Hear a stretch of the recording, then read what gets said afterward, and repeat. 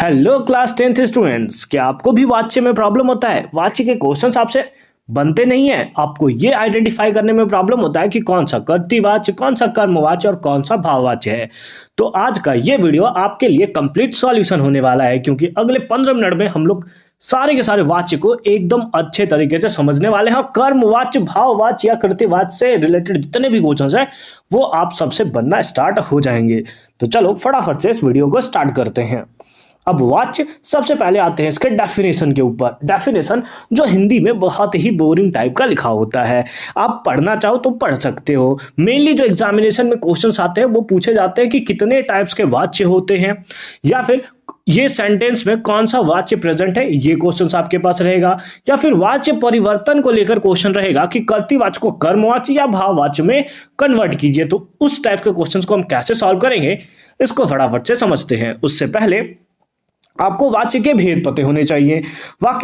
वाच्य के 3 भेद होते हैं, कर्तृवाच्य, कर्मवाच्य और भाववाच्य। हालांकि अगर एक्चुअल बारे में हम लोग बात करें तो वाच्य के 2 भेद होते हैं, एक कर्तृवाच्य और एक होता है अकर्तृवाच्य। कर्तृवाच्य एक अकेला होता है जिसको हमें पढ़ना होता है, और अकर्तृवाच्य के भी 2 भेद होते हैं, एक होता है कर्मवाच्य और दूसरा होता है भाववाच्य।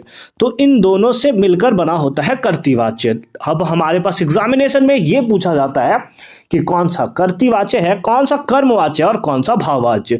क्योंकि अगर अकर्तृवाच्य आपसे पूछा जाए तो आप इसमें कंफ्यूज हो जाओगे कि कर्मवाच्य है या फिर भाववाच्य है। तो इसीलिए आपके पास आएंगे कर्तृवाच्य, कर्मवाच्य और भाववाच्य। अब एक एक करके हम लोग दोनों को समझना स्टार्ट करते हैं। लेकिन तीनों टाइप्स पढ़ने से पहले हमें पढ़ना पड़ेगा कि अकर्मक क्रिया और सकर्मक क्रिया क्या होता है। उससे पहले क्रिया और कर्ता के बारे में थोड़ा सा समझ लेते हैं। जो किसी काम को करता है, जैसे अगर इस एग्जाम्पल को देखें कि मोहन खाता है, इसमें जो मोहन होगा जो किसी काम को करता है वो होता है हमारा कर्ता। और जो काम हो रहा है, जैसे यहाँ पर काम क्या हो रहा है, खाता है, यानी कि खाना जो है एक टाइप का काम है, तो ये हो जाएगा आपका क्रिया। ये हो गया आपका क्रिया। और मोहन जो है वो कौन सा हो गया, ये हो गया हमारा कर्ता। तो इस तरीके से कर्ता और क्रिया को आप आइडेंटिफाई कर सकते हो। अब उसी टाइप से क्रिया के 2 टाइप्स आपको देखने को मिल जाते हैं, एक होता है अकर्मक क्रिया और दूसरा होता है सकर्मक क्रिया। अकर्मक क्रिया और सकर्मक क्रिया को पहचानने का सिंपल सा तरीका है, आप क्रिया में जाते हो और क्रिया में आप क्या लगाकर प्रश्न पूछते हो। अगर आपको आंसर मिल जाता है तो वो सकर्मक क्रिया होगा, अगर आपको आंसर नहीं मिलता तो वह अकर्मक क्रिया होगा। जैसे यहां पर खाता है, तो अगर खाता है, क्या खाता है, अगर हम ऐसा लगाकर क्वेश्चन पूछे तो हमें कोई रिप्लाई नहीं मिलता है, इसका मतलब ये होगा हमारा अकर्मक क्रिया का एग्जाम्पल। दूसरा, गीता बैठी है, क्या बैठी है, तो कुछ भी हमें आंसर नहीं मिल रहा, इसका मतलब ये क्या है, अकर्मक क्रिया अगेन है। राधा नाचती है, राधा क्या नाचती है, तो हमें कोई भी रिप्लाई नहीं मिल रहा, मतलब ये भी क्या होगा, अकर्मक क्रिया का ही एग्जाम्पल आपको देखने को मिलेगा। मेढक कुएं में टर टर करते हैं, क्या टर टर करते हैं, तो यहां से हमें कोई भी रिप्लाई नहीं मिल रहा। हालांकि आपको लग रहा होगा कि मेढक टर टर करते हैं, लेकिन अगर आप टर टर करते हैं इसमें कौन लगाकर पूछोगे तब आपको पता चलेगा मेढक कौन टर टर करते, तो मेढक क्या टर टर करते हैं, तो इससे हमें कोई भी रिप्लाई नहीं मिल रहा, इसका मतलब ये कैसा होगा, अकर्मक क्रिया होगा। सकर्मक क्रिया में अगर क्या लगा के आप प्रश्न पूछोगे तो बिल्कुल रिप्लाई मिलेगा। जैसे हम लोग देख लेते हैं, जैसे हमने यहां देखा सकर्मक क्रिया।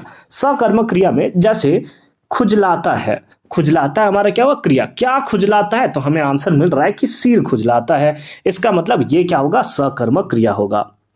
सीता सब्जी बना रही है, क्या बना रही है, तो सब्जी बना रही है, बिल्कुल रिप्लाई मिल गया, मतलब क्या, सकर्मक क्रिया है। बच्चे आकाश में पतंग उड़ाते हैं, क्या उड़ाते हैं, तो बिल्कुल हमें आंसर मिल गया, पतंग, यानी कि ये भी क्या होगा, सकर्मक क्रिया। तो हमने अकर्मक क्रिया और सकर्मक क्रिया को पढ़ा क्यों, क्योंकि इसी का यूज करके हम लोग वाच्य और वाच्य के भेद को अच्छे तरीके से समझ सकते हैं। तो चलो एक एक करके वाच्य के भेद को समझते हैं। सबसे पहले आता है कर्तृवाच्य। अब ये कर्तृवाच्य क्या होता है उसको देखते हैं। जिस वाक्य में क्रिया का रूप कर्ता के अनुसार परिवर्तित होता है उसे कर्तृवाच्य कहते हैं। पहचानने का सिंपल सा तरीका है कि अगर सेंटेंस में से, द्वारा, के द्वारा ये वर्ड नहीं लगे हुए हैं तो वो हो जाएगा कर्तृवाच्य। As simple as that.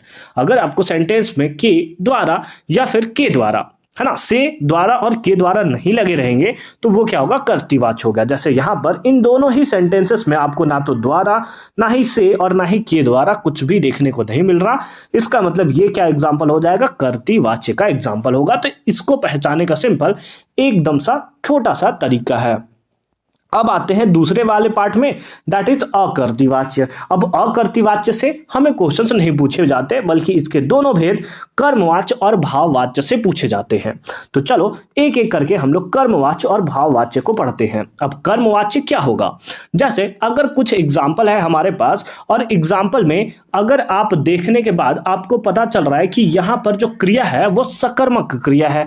कैसा क्रिया है, सकर्मक क्रिया है। तो अगर क्रिया सकर्मक क्रिया हुआ, इसका मतलब वो होगा कर्मवाच्य, और अगर अकर्मक हुआ तो वो हो जाएगा हमारा भाववाच्य। कैसे होगा, चलो देखते हैं।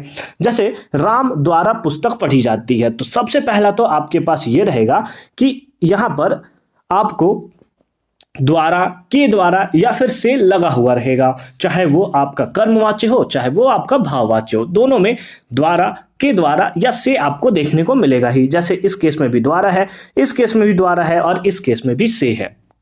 यानी कि तीनों ही केसेस में जो हमारा रूल है वो तो फुलफिल हो रहा है। अब हमें चेक करना पड़ेगा कि सकर्मक है या अकर्मक। अगर सकर्मक है तो ये हो जाएगा कर्मवाच्य, और अगर अकर्मक होता तो वो हो जाता भाववाच्य। तो चलो एग्जाम्पल से हम लोग समझते हैं। जैसे राम द्वारा पुस्तक पढ़ी जाती है, क्या पढ़ी जाती है, क्या लगाकर हम लोग क्रिया में प्रश्न पूछते हैं, और अगर हमें रिप्लाई मिल जाता है तो वो सकर्मक होता है। तो बिल्कुल, क्योंकि ये सकर्मक क्रिया है तो इसका मतलब ये कौन सा होगा, कर्मवाच्य होगा। राजा द्वारा न्याय किया गया, क्या किया गया, तो बिल्कुल न्याय किया गया। यानी कि ये भी क्या है, सकर्मक क्रिया, यानी कि ये क्या होगा, कर्मवाच्य का एग्जाम्पल होगा। रमा से या रमा द्वारा पत्र लिखा जाता है, तो फिर से हम लोग क्रिया में पूछेंगे क्या लिखा जाता है, तो आंसर हमें मिल गया, पत्र लिखा जाता है। यानी कि ये भी क्या हो जाएगा, कर्मवाच्य हमें देखने को मिलेगा। यानी कि कर्मवाच्य केस में क्रिया जो होगा वो सकर्मक क्रिया आपको देखने को मिलेगा। अब आ जाते हैं दूसरे वाले पार्ट में, भाववाच्य। इसके लिए आपके क्या होगा, से द्वारा या के द्वारा तो लगा रहेगा ही रहेगा। जैसे यहां पर भी से लगा हुआ है और पहले वाले में भी से लगा हुआ है। अब ये पता करने के बाद हमारा सबसे पहला क्या काम होगा, सबसे पहला हमारा काम हो गया कि क्रिया को ढूंढना। जैसे यहां पर क्या होगा, पढ़ा जाएगा क्या है, क्रिया है। यहां पर सोया नहीं जाएगा क्या है, क्रिया है। अब हम लोग क्या लगाकर यहां पर क्वेश्चन पूछेंगे। अगर हमें रिप्लाई मिल जाएगा तो हम बता देंगे कि कर्मवाच्य है। अगर रिप्लाई नहीं मिलेगा तो हम लोग बोलेंगे कि वो क्रिया कैसा होगा, अकर्मक क्रिया होगा, और अकर्मक क्रिया का मतलब कैसा होगा, ये होगा हमारा भाववाच्य। जैसे बच्चों से पढ़ा जाएगा, क्या पढ़ा जाएगा, तो हमें कोई रिप्लाई नहीं मिला, इसका मतलब ये क्या होगा, भाववाच्य का एग्जाम्पल होगा। मुझसे शोर में सोया नहीं जाएगा, क्या सोया नहीं जाएगा, हमें अगेन रिप्लाई नहीं मिला। यानी कि ये भी किसका एग्जाम्पल है, भाववाच्य का एग्जाम्पल है। तो कितना सिंपल था हमारा वाच्य को आइडेंटिफाई करना। अगर से या के द्वारा नहीं लगा हुआ है तो वो हो जाएगा कर्तृवाच्य। अगर से या द्वारा लगा हुआ है तो या तो वो भाववाच्य होगा या फिर वो कर्मवाच्य होगा। कर्मवाच्य के केस में क्रिया सकर्मक होता है, और भाववाच्य के केस में क्रिया जो होता है वो हमारा अकर्मक होता है। तो इतने अच्छे तरीके से आप सारे के सारे वाच्य को समझ सकते हो। अब आते हैं वाच्य परिवर्तन को लेकर, कि वाच्य परिवर्तन आप कैसे आइडेंटिफाई करते हो। जैसे सबसे पहला है कि कर्तृवाच्य से कर्मवाच्य में हमें परिवर्तित करना है। परिवर्तित करने के लिए सिंपल फॉर्म में हमें से या के द्वारा या फिर द्वारा लगा दिया जाता है, और वो सेंटेंस को पढ़ने के बाद आपको खुद ब खुद पता चल जाएगा। जैसे एक एग्जांपल देखते हैं कि मोहन पत्र लिखता है, क्योंकि इसमें से द्वारा या के द्वारा कुछ भी यूज नहीं किया, तो इससे हमें पता चलता है कि ये किसका एग्जांपल है, कर्तृवाच्य का एग्जांपल है। अब अगर इसे हमें कर्मवाच्य में कन्वर्ट करना है तो हमें क्या करना होगा, द्वारा, के द्वारा या से जो है वो यूज करना होगा। जैसे हमने यहां पर लिखा मोहन द्वारा पत्र लिखा जाता है। अब आप ये सोचोगे कि यहां पर कर्तृवाच्य से कर्मवाच्य में कन्वर्ट करना था, लेकिन हमने तो भाववाच्य के केस में भी सेम ही देखा था कि भाववाच्य के केस में भी से द्वारा या के द्वारा लगाया जाता है। तो हमें कैसे पता चलेगा कि द्वारा और के द्वारा लगाने के बाद ये कर्मवाच्य में कन्वर्ट हो रहा है या भाववाच्य में कन्वर्ट हो रहा है। तो ये खुद ब खुद आप बस द्वारा और के द्वारा सेंटेंस में लगा दोगे, बाकी वो खुद ब खुद जिसमें पूछा जाएगा उसमें वो खुद ब खुद कन्वर्ट हो गया होगा। जैसे यहां लिखा जाता है, क्या लिखा जाता है, तो पत्र लिखा जाता है, यानी कि ये ऑलरेडी कन्वर्टेड है किसमें, कर्मवाच्य में। बस आपको द्वारा या के द्वारा लगाना होगा। माँ ने कपड़े धोए, तो माँ द्वारा कपड़े धोए गए, तो यहां पर हमने बस द्वारा लगा दिया। धोए गए, क्या धोए गए, कपड़े धोए गए, यानी कि ये सकर्मक क्रिया हुआ, और सकर्मक क्रिया मतलब वाच्य कौन सा, कर्मवाच्य हो गया। बस आपको द्वारा या के द्वारा लगा देना है, वाच्य परिवर्तन भी आपका एकदम सिंपल सा हो जाएगा। आगे आते हैं इसके सेकंड पार्ट में। सेकंड में दिया हुआ है कि कर्म के साथ, जैसे माला ने गुड़िया को फेंक दिया, तो माला द्वारा गुड़िया को फेंक दिया गया, बस हमने क्या लगाया, द्वारा लगाया, बाकी सेंटेंस अपना काम खुद ब खुद कर लेगा।